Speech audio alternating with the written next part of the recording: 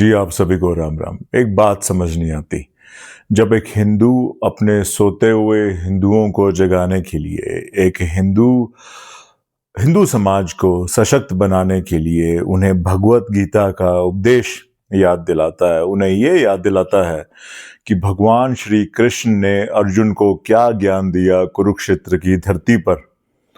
तो कुछ मुसलमान और उससे भी कई ज़्यादा वो हिंदू जिनकी छाती में मुसलमानों के लिए दूध निकल के आता है, वो आके इस हिंदू को ये क्यों कहते हैं कि देखें, आप हिंदुओं को हिंदू ना बनाएं, उनको भगवत गीता के वो उपदेश याद ना दिलाएं जिससे हिंदू जो है वो रेडिकलाइज हो जाए।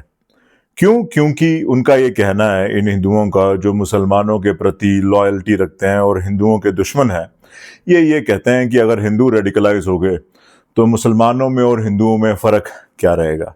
और यही हिंदू जब मुसलमान किसी भी टेररिस्ट एक्टिविटी में या किसी भी रेडिकल बिहेवियर की मैनिफेस्टेशन में जो उनकी मजहबी इंडोक्ट्रिनेशन से आती है, उसमें जब भी सम्मिलित पाए जाते हैं तो ये हिंदू कहते हैं कि नहीं नहीं, टेररिज्म का और रेडिकल एक्टिविटीज़ का कोई मज़हब नहीं होता, उसमें मुसलमान गायब है।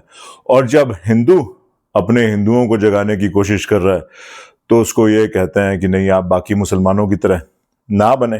तो इसका मतलब ये है कि जब हिंदू कुछ करता है अपने आप को सशक्त बनाने के लिए, तब इनको याद आता है कि मुसलमान रेडिकल हैं, इसलिए हिंदू को रेडिकल नहीं होना चाहिए।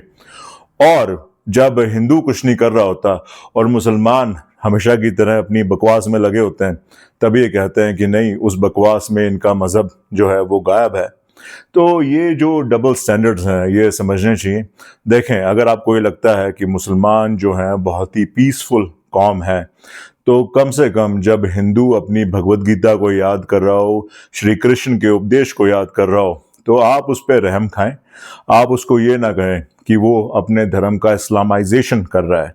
ये जो गंदी तोहमत आप हिंदुओं पे लगाते हैं, इससे परहेज़ करें, क्योंकि हिंदुओं को इस्लामाइजेशन की ज़रूरत नहीं है। उनकी भगवत गीता ने, उनके भगवान श्री कृष्ण ने उनको बहुत ही क्लैरिटी से समझा रखा है कि धर्म के रास्ते में दुश्मनी क्यों ना हो, अपना दोस्त, अपना परिवार वाला ही क्यों ना हो, कोई भी आएगा धर्म के रास्ते में, उसका वही होगा जो भगवान श्री कृष्ण ने कहा था।